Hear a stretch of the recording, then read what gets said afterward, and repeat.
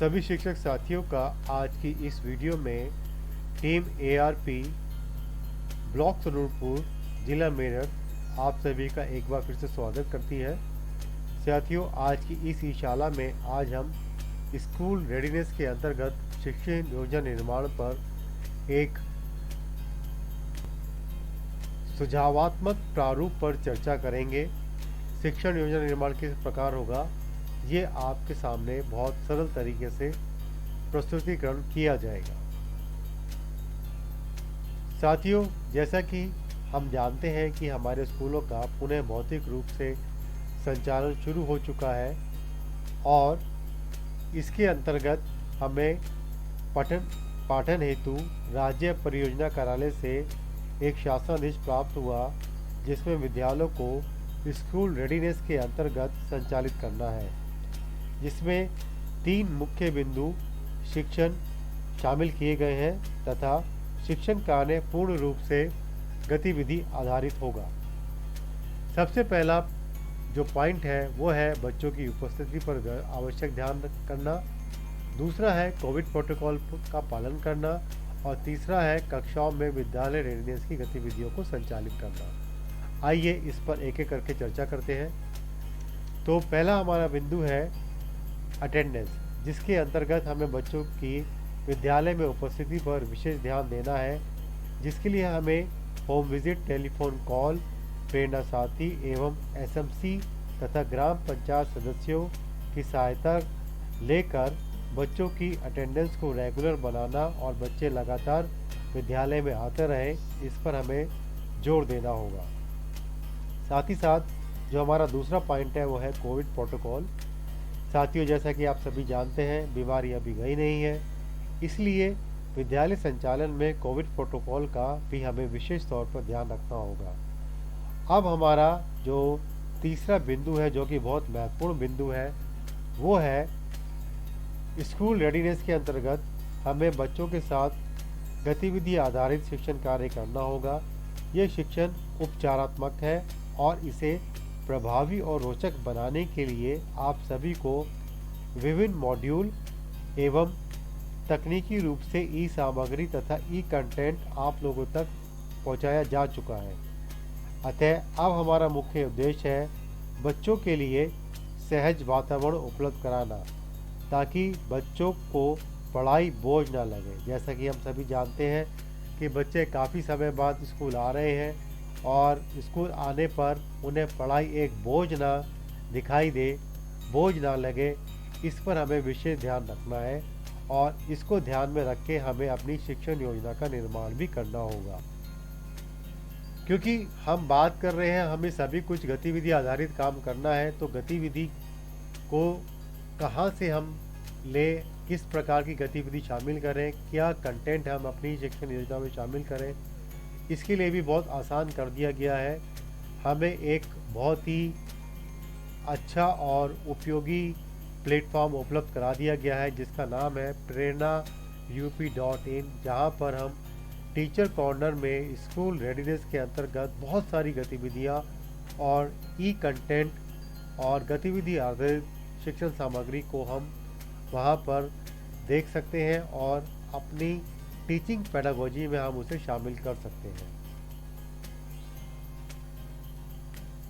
इन सभी गतिविधियों को और अपनी योजनाओं को अब हमें एक महत्वपूर्ण दस्तावेज के अंदर अभिलेख करना होगा, जो कि है सबसे महत्वपूर्ण दस्तावेज है हमारा शिक्षक डायरी। और शिक्षक डायरी के अंतर्गत अब हमारा आता है दैनिक शिक्षण योजना निर्माण करना। इसके कुछ महत्वपूर्ण घटक हैं और इस कार्य योजनाओं को सरल तरीके से किस प्रकार हम बना सकते हैं, इसके लिए मैं आमंत्रित करता हूं हमारे साथी जहांगीर आलम सर को। वो आपको समझाएंगे। जहांगीर सर, आपका स्वागत है। धन्यवाद। धन्यवाद सर। शिक्षण के दौरान की जाने वाली गतिविधियों को पूर्व में निर्धारित करके लिखना ही शिक्षण योजना है। शिक्षण योजना का प्रारूप हमारी शिक्षक डायरी की पेज नंबर 27 पे दिया हुआ है और उसकी ब्रॉड आउटलाइन आपके सामने स्क्रीन पर भी प्रदर्शित है, जिसमें मुख्यतः दिनांक, कक्षा, विषय, समय उल्लेखित किया जाता है, कौन से लर्निंग आउटकम पे हम काम कर रहे हैं उसका उल्लेख होता है, हमारा प्रकरण उसका उल्लेख होता है, कौन कौन से संसाधन हम प्रयोग करने जा रहे हैं वो उल्लेखित होता है। शिक्षण योजना मुख्यतः 3 भागों में विभाजित होती है। शिक्षण के प्रारंभ में, जिसकी समय अवधि 5 मिनट है। शिक्षण के दौरान, ये हमारा मुख्य भाग है, जिसकी समय अवधि 20 से 25 मिनट है। और शिक्षण की समाप्ति पर, जिसकी समय अवधि 10 मिनट है। इन सभी भागों पे कार्य करने के पश्चात हम बच्चों को गृह कार्य देते हैं, उसका उल्लेख इसमें होता है। और जो मुख्य बिंदु है इसका, वो है शिक्षक का स्व आकलन, यानी इस कार्य योजना को क्रियान्वित करने के पश्चात शिक्षक का स्व आकलन क्या हुआ उसका भी उल्लेख इसमें किया जाता है। किसी प्रकरण को पढ़ाने के लिए हमें 4 से 5 कालांश जो हैं वो चाहिए होते हैं, और इस प्रारूप पे हमें लगभग 4 से 5 शिक्षण योजनाएं जो हैं वो निर्मित करनी होंगी, जो कि एक बड़ा और थोड़ा सा जटिल काम है। इसी कार्य को सरल करते हुए हम 4 या 5 कालांशों की शिक्षण योजना एक साथ कैसे निर्मित करें, वो सुझावात्मक रूप से हम आपके सामने साझा करने जा रहे हैं। प्रारूप को सरलतम बनाने के लिए अगर हम ऊपर वाला भाग देखें तो ये बिल्कुल वही है जो हमारी शिक्षक डायरी में दिया हुआ है, जिसमें दिनांक, कक्षा, विषय और समय का उल्लेख किया जाएगा। लर्निंग आउटकम, प्रकरण, आवश्यक संसाधन, इनका उल्लेख किया जाएगा। शिक्षण योजना को सरल कैसे किया जा सकता है, इसके लिए हम अपने रजिस्टर के 2 पन्नों का प्रयोग करेंगे, और आपकी स्क्रीन पे जो कॉलम्स दिखाई दे रहे हैं वही कॉलम्स हम अपने रजिस्टर के 2 पन्नों में खींच लेंगे। पहला कॉलम जो होगा वो दिवस के लिए होगा, जो प्रथम दिन के लिए अगर हम कार्य कर रहे हैं तो दिन 1 हो गया और उसका लर्निंग आउटकम लिख लेंगे। दूसरा भाग जो हमारा होगा शिक्षण के प्रारंभ में, जिसकी समय अवधि 5 मिनट है।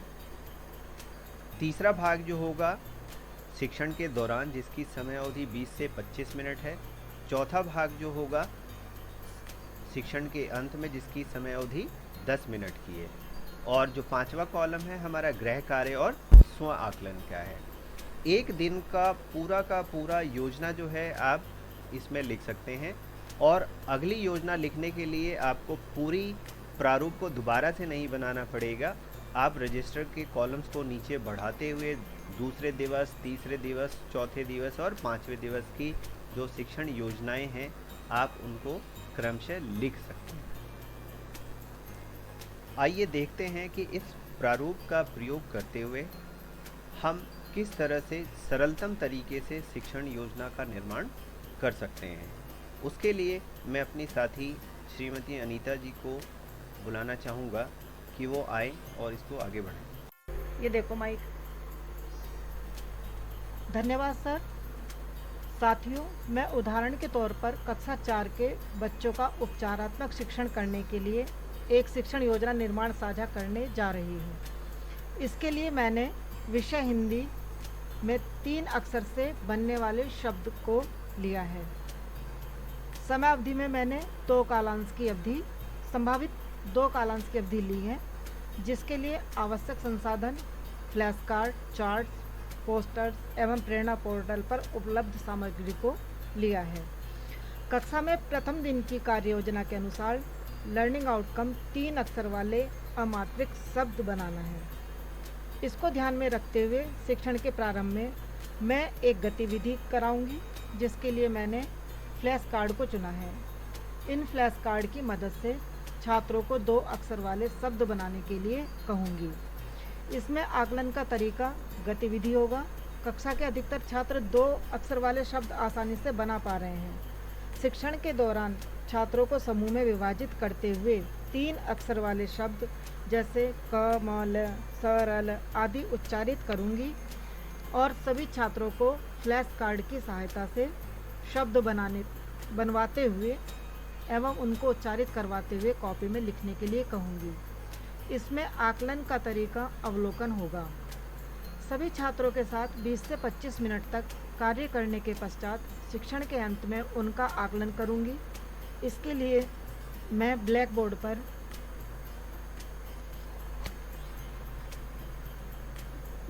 पर कुछ अक्षर लिखकर छात्रों को सार्थक शब्द बनाने के लिए कहूंगी।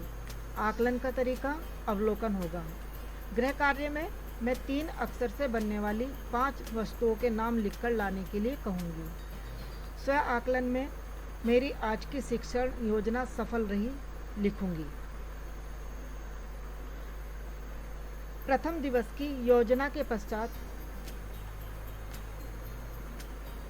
अब मैं द्वितीय दिवस की शिक्षण योजना का निर्माण करूंगी, जिसमें लर्निंग आउटकम 3 अक्षर वाले मात्रिक शब्द बनाना होगा।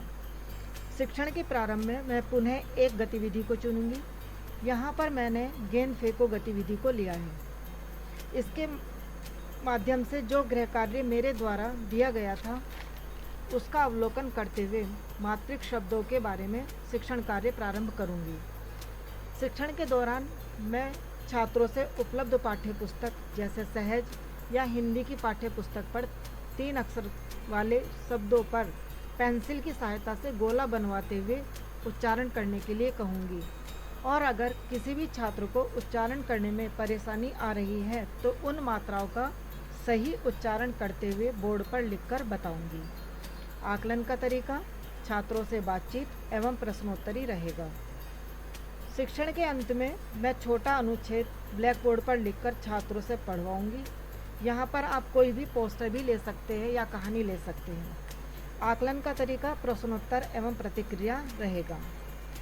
गृह कार्य में मैं सभी छात्रों को खाने पीने से संबंधित 3 अक्षर वाले मात्रिक शब्द लिखकर लाने के लिए कहूँगी।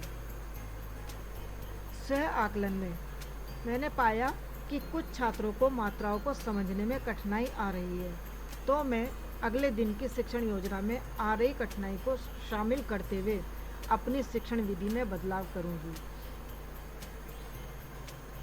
साथियों, यहाँ पर आपने देखा कि मेरी ये योजना 2 कालांश या 2 दिन की थी, लेकिन मुझे और भी शिक्षण योजना बनानी होगी। इस प्रारूप पर हमें अपनी शिक्षण योजना को बनाने में आसानी होगी। धन्यवाद। साथियों, आशा करता हूँ कि अब आपको शिक्षण योजना निर्माण का सुझावात्मक प्रारूप समझ में आ गया होगा। टीम ARP सरयूपुर के सभी सदस्य आगे भी आपको इस प्रकार का प्रस्तुतिकरण देते रहेंगे। आज की ई शाला की वीडियो में बने रहने के लिए एक बार फिर से आप सभी का धन्यवाद।